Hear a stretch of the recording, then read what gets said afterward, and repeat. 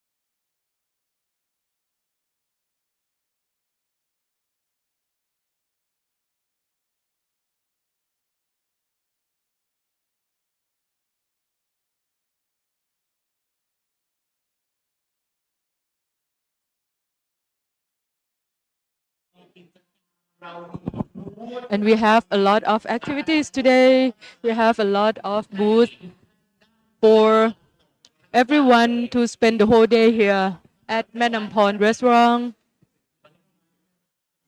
So do we start the live already? Okay, already. Good morning for those who are watching on Facebook Live. So both on YouTube and Facebook. So today we're gonna spend the whole day together. And I would like to just give a bit of PR information before we start the actual program. So I would like to ask everyone to register your name before entering the activities because you will get the certificate from your registration. So after you register, you can ask for your certificate at the registration desk. And today the program will be conducted in Thai language. So if you need the English translation, please go grab your equipment and you can just use your ID card or whatever card that you would like to put for getting the equipment. And we're gonna have buses going to the city at 4:30 and 5:45. So today, because we're gonna stay until evening, so we're gonna have the 2 rows truck until 8:15 today. So they're gonna park in front of the Nampon restaurant. If you wanna take the 2 rows truck to the city center or to the downtown, you can just ask the driver. And for the photo consent, if you don't want your photo to be recorded or your video to be recorded, you can ask for the red neckline. So basically, you can ask for the red badge. So people would know exactly that you cannot be recorded either by photo or video. Tonight, what I keep mentioning about tonight, we're gonna share the good times together. We can dance, we can sing, we can share our culture. So it's gonna be Solidarity Night. It's gonna start at 7 p.m. here at Nampon Restaurant แม่ Nampon Restaurant.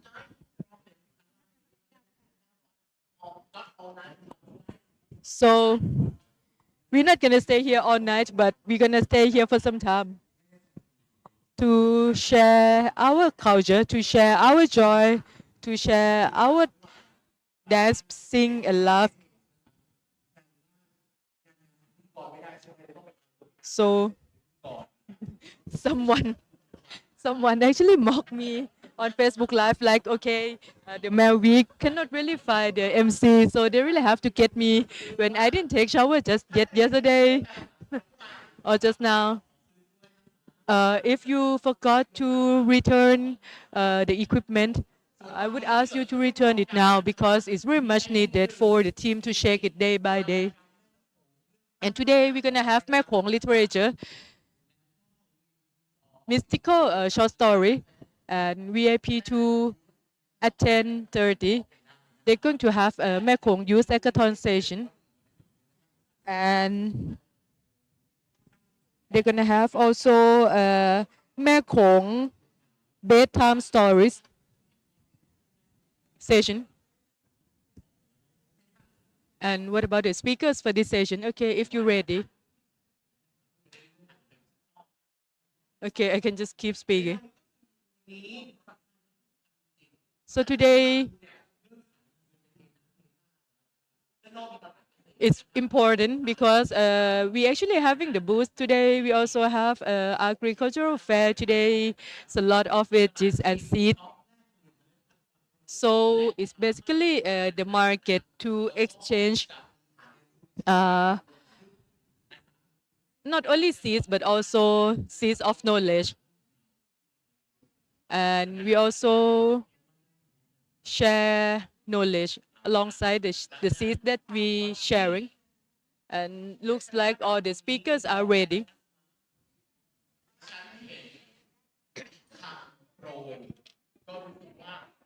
So I see the thematic issues for this session, and we're gonna start with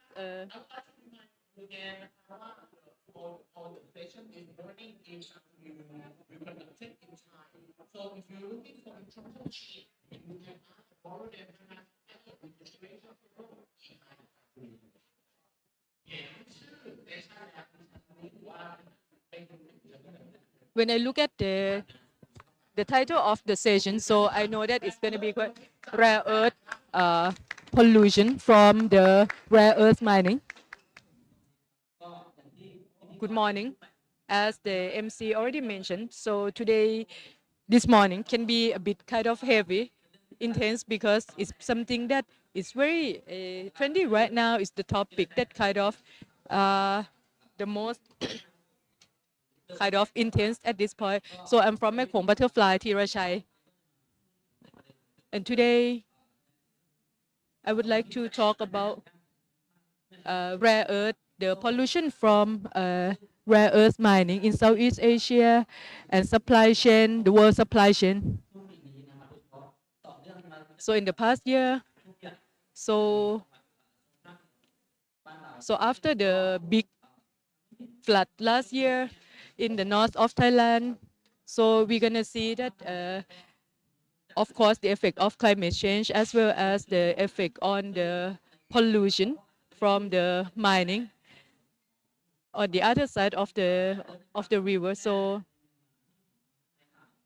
basically I'm not gonna focus on the rare earth mining in Myanmar, but I'm going to talk also about the rare earth mining in Laos, so we can see clearly how it affects the whole region, and also the mining pollution and mining landscape, how it actually gets related to the new technology and also the green technology that have been promoted all over the world. So I have three speakers.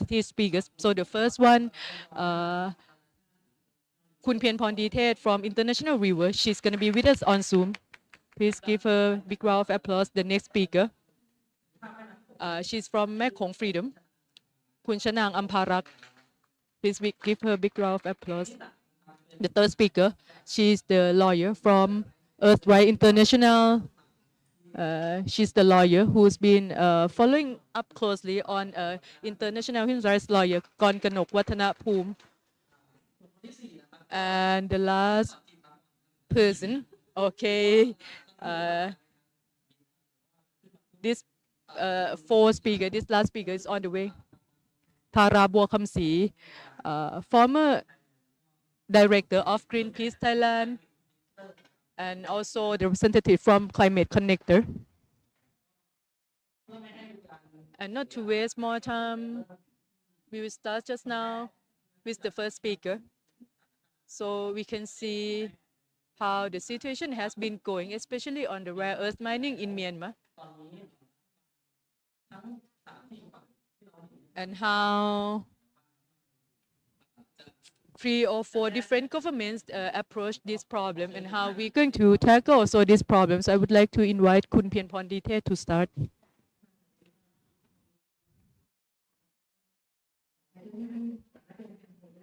I would like to apologize that I cannot be there in person. And yes, after I see the atmosphere while this event, I feel like this is a very valuable learning space for everyone.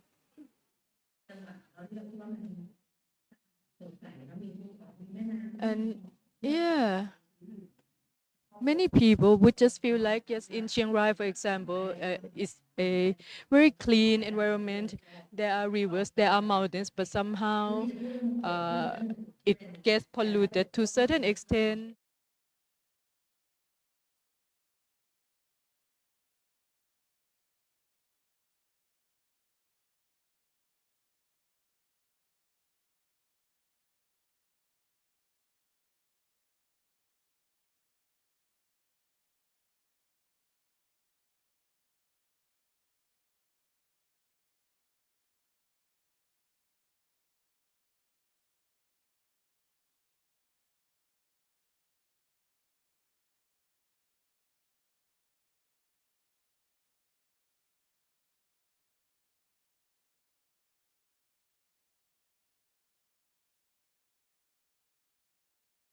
What we are enjoying. So Mae Nam Kok actually comes from Shan State and is close to Mae Nam Sai River. So after the big flooding in Chiang Rai last year in July, so we actually found out that Kok River is actually looks more condensed even than the usual.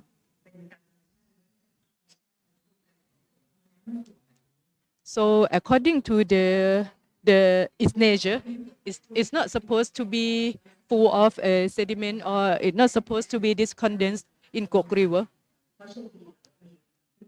And we actually have our friends working in Shan State, Shan Human Rights Network, who actually help us finding out what was happening in Shan State. So we found out that the upstream of Kok River, there was a certain activity on the soil. And when we look closely, this kind of activity or this kind of it's actually the rare earth mining that has been used for the phone, or it has been used in even the missile. So this is how I actually feel like why the whole world has to get affected by the rare earth mining, because it's starting in Shan State and it comes down to Chiang Rai to Kok River, which is about 280 kilometers away from Shan State. So we actually approached different government agencies, including the National Human Rights Commissions of Thailand and also the subcommittee under the Senate. And then we, under the Thai Senate parliament, in the parliament. So after we look at the map, the satellite map, so we found out that there's extensive activities mining or extractive ac- activities at the upstream of Kok River. And we also take a look further that the upstream, around the upstream area of Kong River, there are also other extractive activities, like at least four. So after the coup in 2021 in Myanmar, so the number of extractive activities in Myanmar has decreased significantly.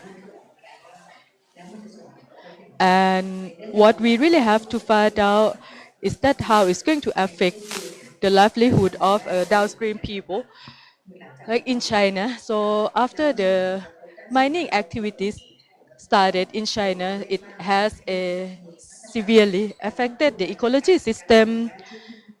So after it has been found out that the ecology and also the nature have been severely natural resources have been severely affected by the mining activities in China. So the Chinese authorities actually put more strict regulations, but we're not sure about Myanmar, especially in Kachin, that has a rare earth mining activities ongoing, as well as in Shan State, that we found out about the mining activities.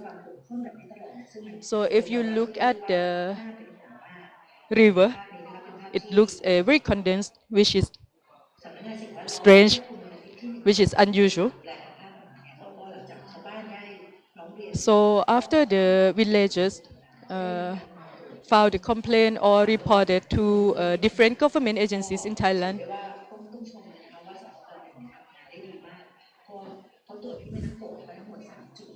so there was a inspection around Kok River in Chiang Mai and Chiang Rai for basically 3 locations. And we also get the inspection on Mae Nam Phang as well. So out of 10, 8 out of 10 times, we found the contamination in Kok River. So if you look at the red number and Mae Nam Sai, it's very interesting. At Mae Nam Sai, it's very interesting. So we found out that a arsenic contamination in Mae Nam Sai is way higher than than the than actually the safe level. But actually, Menamsai should not be contaminated directly, but it's very interesting. So we just suspected that because of the rainy season and because of the flooding, so the mining activities upstream of Kok River maybe had to stop operations for a while. So that's why the contamination in Menamsai, which comes from the other mining activities, have been even more higher contaminated. So if you look at the red number, so it's arsenic contaminations, lead contamination, also different kinds of toxic contamination. So this is the banner informing people or prohibiting people from using the water from Kok River. So it says in the banner that the arsenic contamination is higher than the safe level, so you should not use it. The villagers should not use it. So if we check on the Google Map or the Google Earth, we found out that there's a lot of extractive activities ongoing. And yes, even if the just people, just regular people, just like us, can just find out easily on Google Map and Google Earth. So how come the government agencies cannot really find out about these extractive activities? And yeah, and we found out that most of the mining activities in Shan State are coal mining, and also if you look at the red spot, there are also rare earth mining. So if you actually stand on the Thai territory at Mae Fah Luang district, you can actually see clearly like what's happening on the Myanmar side. You can even smell the toxic smell. You can even smell the chemical smell from the other side of the Myanmar territory. But what is what is very important around here is that we have to deal with the consequences because in Myanmar there's no democracy, there's no people's participation, there's no rule of law, there's no regulations, so everything runs wild, and we are the ones also getting affected. So this is very close to Sai, the upstream Sai River. So sometimes I also wonder like why they didn't even inform Thai people like what is happening on the other side of the river, and also I also wonder like why the Thai authorities don't do anything about this at all. So we actually push uh, the government agencies, the government officials to follow up on this. But the only important things is that these minings, this extractive industry keep expanding like crazy because no regulations. And yeah, basically, you can see that the view is so spectacular, but this is a very dangerous. Is the death pool for real? So if you live close to the upstream river, so you can see that it's very, very dangerous. It's really the death pool. And uh, this is also how we actually run the inspection on how the contamination uh, go down to the downstream river, also to a certain part of Laos. And we found out that arsenic contamination is crazily high, and is getting penetrating into the food chain in Khong River, and contamination also spreading out to the Lao side, and the water quality is also severely contaminated.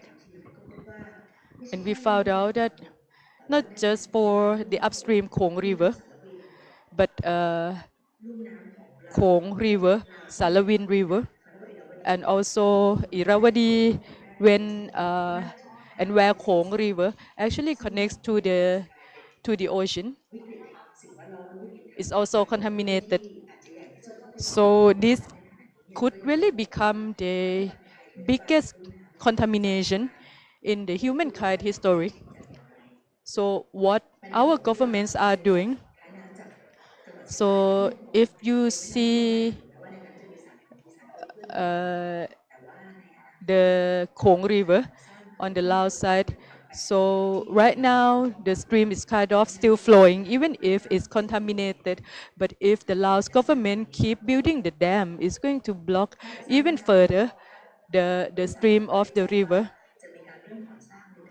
And this Park Bang hydropower dam is already on the paper, so it seems like it's going to get constructed next month in October.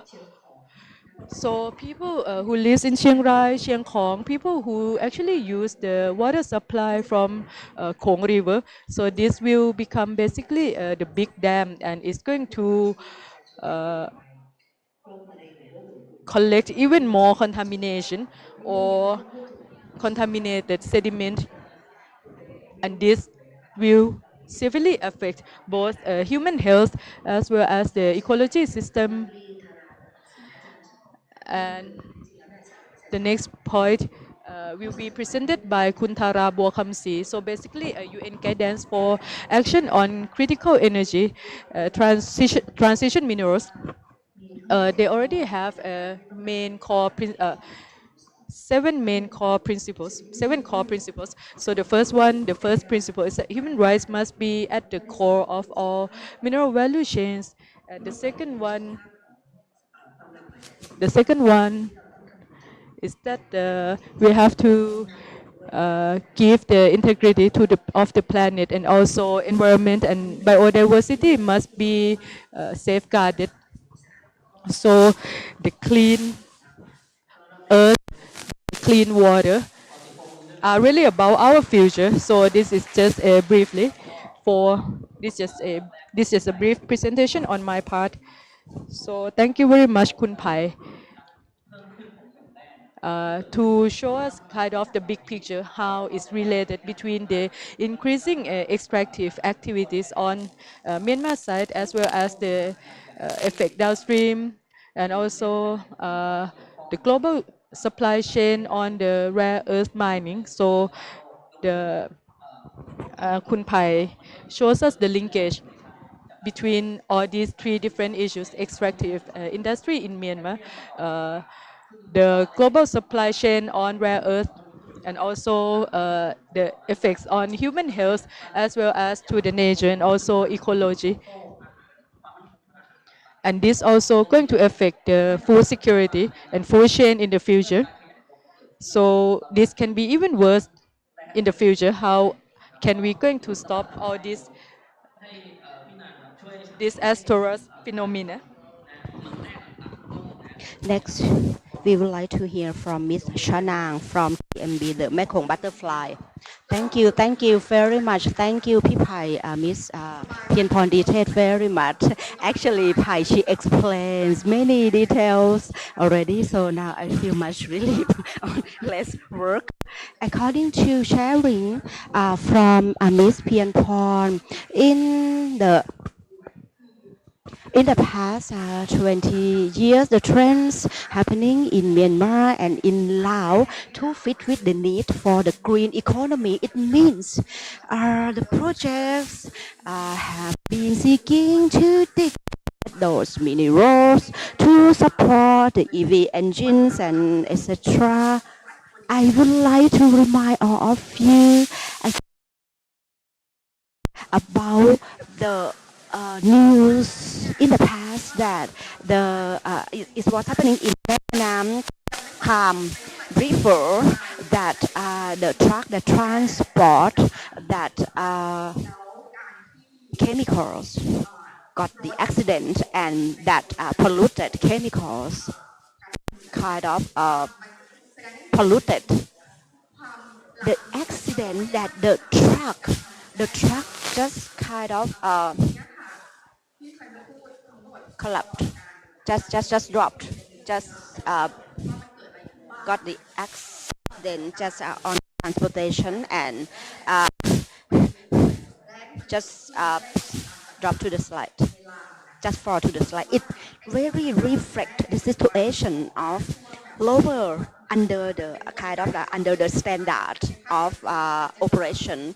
And yeah, in Laos, in the past, hydropower dam was the key source of electricity generation. But now the trend or the transition is turned to have more and more, and especially getting the foreign investment in the mining. This is the mega project, and those corporate, they control or step under the global supply chains. It means at the mining area and the transportation and everything, the same corporate, they monopolize or step under that supply chain. And why the mining is happening in Myanmar and Laos? Because these two countries in our regions are the countries that have the huge amount of those minerals and rare earth minerals that around the world global demand need those rare earths are available in Laos. So now in Laos, the trend happening is that more and more investors come to Laos for investment due to the global demands. That's why those corporate come to Laos and Myanmar. According to FTI, actually not all of that is good because FTI caused such the huge impact. According to Ms. Pianporn mentioned already, production the minerals in Laos, as I mentioned earlier, that sulfuric acid was leaking at the accident during the transportation happened. Actually, only 1/3 of the amount of the minerals from the mining are illegal, but the rest amount are around 2/3 of the whole products have not yet get any control from the Lao country, from the Lao state. Therefore, according to the economy security, including the human rights, these key issues have not yet get the real protection. Okay, we will share the slide later. Sorry, I prepare not. Okay, next slide, please. Then I would like to share about the legal frame.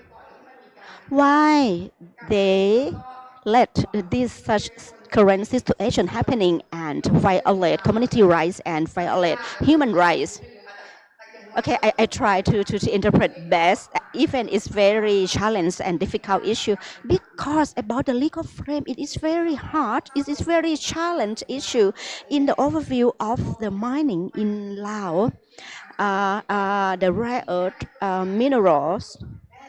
Actually, in Laos, there are some amendment of the laws about the minerals operation in Laos since 2017, and those laws about the processing and some aspect about protection the environment state clearly in that law. And in 2019, there were restrictions for all mining sites to provide the EIA. So it's good that the big corporate have to, before operation, the mining have to get the permit, and after they could provide the EIA, like since application and after get the permit and signing the MOU, it took such quite long time, maybe a decade, for the project to be able to start the operation. And there's also the regulations that allow and promote the foreign capital come in to invest. And I would like to share about the law enforcement in Laos. There are some law frames enforcement. For example, the Mineral Act and Environmental Act and EIA, Environmental Impact Assessment, that's supposed to be forced, especially for those mega projects that that is possible to cause such the huge impact.